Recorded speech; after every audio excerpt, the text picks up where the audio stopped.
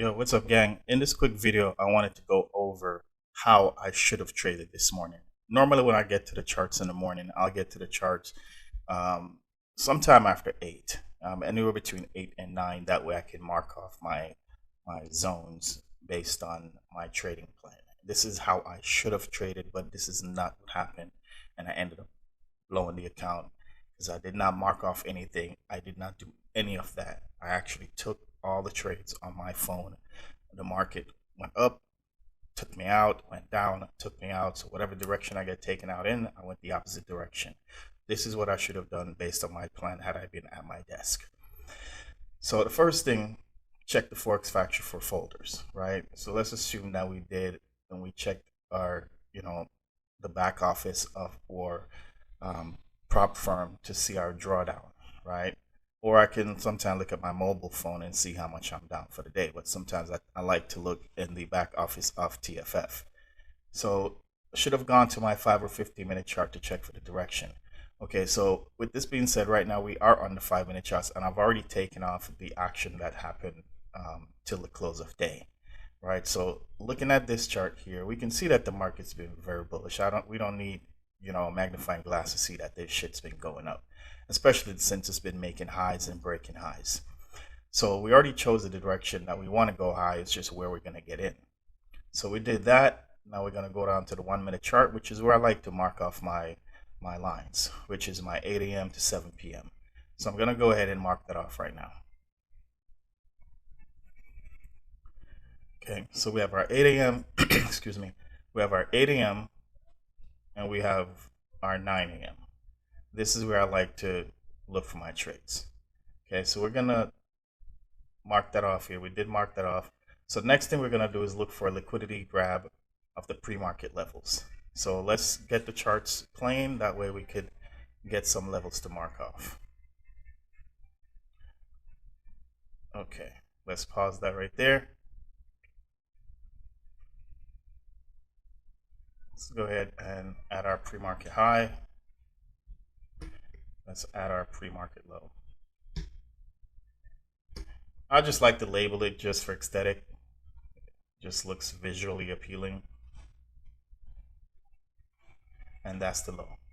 So the next thing it says here, look for a grab of the levels. So let's look for a grab of the level. Well, actually, we're gonna look for a grab, but prior to that, we're gonna mark. I guess this should be up here. We're gonna. Okay, I need to rearrange this. So gap can be inside of the zone, or above, or below the pre-market. So I think we should inevitably mark off some type of gap that we see. Okay, so looking down here, we can see there's a nice 1-minute gap down here. So we're just going to assume that the market is going to come down here. That's a 1-minute gap.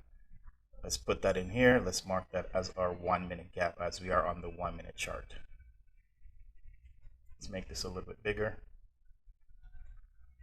All right, so 1-minute gap.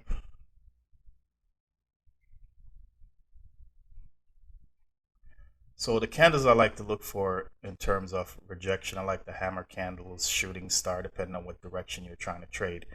All right. So you can definitely take a trade off the gap, or as they say here, we're going to be looking for some type of pullback into a gap to trade the direction of the actual trend, right? Because right now this is bullish. We're going to be looking for a bullish trade.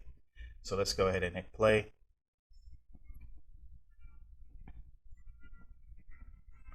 All right. Excuse me. Market tapped into the gap, actually broke through the gap. Okay. So now we're going to be looking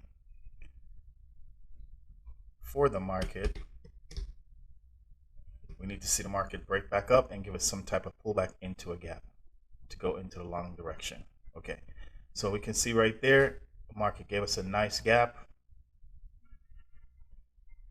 That's a gap right there. Let's delete this line because we no longer need it.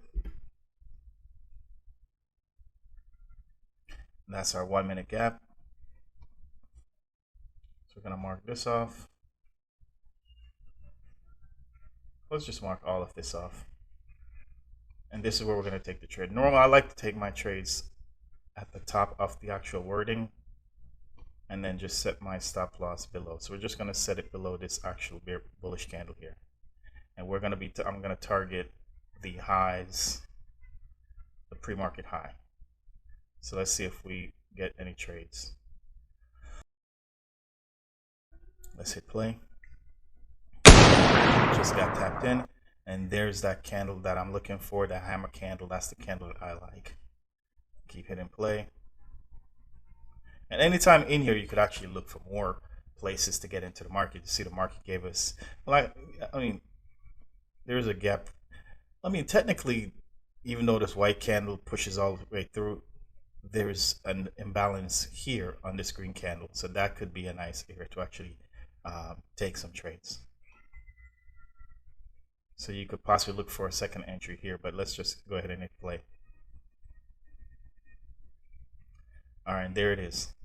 And that's how I actually should have traded this morning, but unfortunately, that's not what happened. And sometimes, you know, we do get hit with that FOMO, fear of missing out, and doing crazy shit. But again, this is the trade that I should have taken.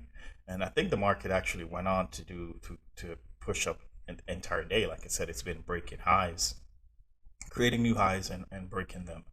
Let's see how far up that would have gone. Okay, so that would have been smashed, and that's 11-1. I don't think we need more than that. Sometimes you only need that for the month. Anyway, guys, that's it for this quick video, and that was just a recap of what I should have done this morning, trading the NASDAQ 100. But instead, I did not, and I ended up losing my account because I didn't follow my rules.